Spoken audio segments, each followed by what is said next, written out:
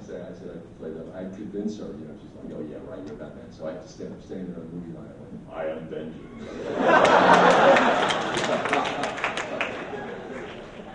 So occasionally it does happen. But more often, I always think that, and I think most people in animation think it's a very anonymous job.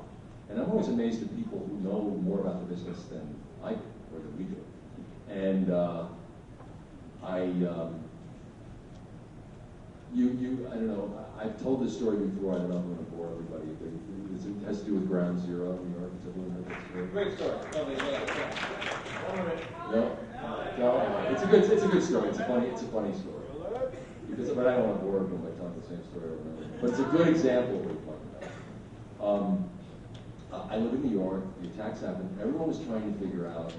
What the wonderful thing about New York is, most places everyone would have run away from Ground Zero. In New York, everyone ran down there to figure out how they could help. People were crawling all over that pile and stuff. So they had too many volunteers, as it turned out. So there was a number to call. And I called this number and I said, oh, gotta do something. They said, well, we have all the tunnelers we need, we have all the diggers we need, we have, you know, the police, the firemen, and the EMTs, they've taken over everything. He said, but what we really need are restaurant, people with restaurant experience, because we've got to feed all these people. Do you have any restaurant experience? I said, I'm an actor, of course I have.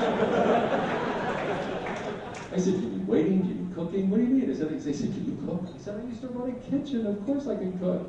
And they said, are you free right now? I said, yeah, actually I have this week off. And she said, no, I mean right now. And this is like 6 or 7 o'clock at night. She said, because we need a night shift cook so bad. I said, yeah, I can be there right there. So I went down, it's like 3 days after the attack. So I go down and there's this huge cavernous restaurant that used to be there, that they had commandeered. And because that whole area, you know, all the businesses closed down because no one wanted them. It was too depressing. It was so depressing. So they took over this place. It was called Nino's or Nico's. Nino's or Nico's. It was a big Italian place. And they had set it up like a cafeteria. And they took over the kitchen. And it was amazing how quickly this all came into being. This is like 3 days after the attack. Already they have vans of food being delivered from all the restaurants in Midtown and Uptown and the other boroughs, bringing in the food to be cooked in the ovens at Nino's by the volunteer cooks, and then served out in this vast auditorium-like cafeteria to all the workers who were on 24-hour shifts digging.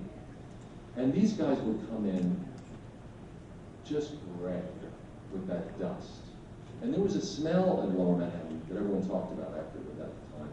It was a very kind of sulfuric it had a kind of a sulfury smell to it. And it was the smell of fire and ash and everything that was burning. It was very sad. And there was just a real kind of a quietness that descended around the city. There was a sense of community and a sense of spirit pulling together that was wonderful, but there was also just a real hush, because everyone was, there were all those memorials at every corner, those missing posters at every corner. Grand Central had all these candles everywhere. Everywhere you looked, there were memorials of people trying to find people, and everyone knew everybody was dead, but they didn't want to let go of it, you know. So there was a sense of just a kind of a quietness and kind of a hush around the island. So I started doing the night shift that night, 6 p.m. to 6 a.m. And there were all these other volunteers who would come in, and it was interesting people. There was cooks from different restaurants. There was a model who I think kept looking for the cameras, you know. There was an old Asian American man who was an immigrant who said this country had given him so much that he couldn't sleep. He used to come in from Queens every night just to help in the kitchen. I mean, it was amazing, the people that came in. So about 3 nights into this, and there was this hush around this room, and these guys would come in from the pit, and there was a kind of a grayness about it, and a very kind of rumbly, kind of mumbly, kind of quiet. And I was cooking. We were cooking all week. There were, you know, thousands of meals to make. And one of the other cooks said, 3 nights into it, he goes, 3 or 4 nights, sometime in the middle of the week, he says, so anyway, he said, my day job is, I'm an architect. He said, what's your day job? I said, well, I'm an actor. He said, yeah, but, he said, do you do some kind of special kind of acting, some different kind of acting? Do you ever do voice work? And I said, yeah, actually, I'm the voice of Batman. He said, oh my God, I knew it! He said, you're Batman! I said, how did you know that? He said, everybody knows who's Batman.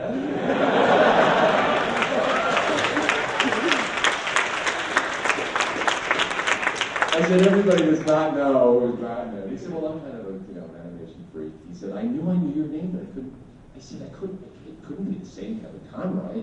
He said, you've been cooking the dinners all week. He said, this is so awesome. He said, it's kind of like Bruce Wayne snuck back into Gotham. I said, no, stop lying. You're getting a little crazy on me here. He said, can I tell the guys? Can I tell the guys? I said, oh, no one's going to care. He said, are you kidding? He said, just me. So he goes out in the dining room. He goes, guys, you're not going to believe who's been cooking your dinners all week. It's Batman.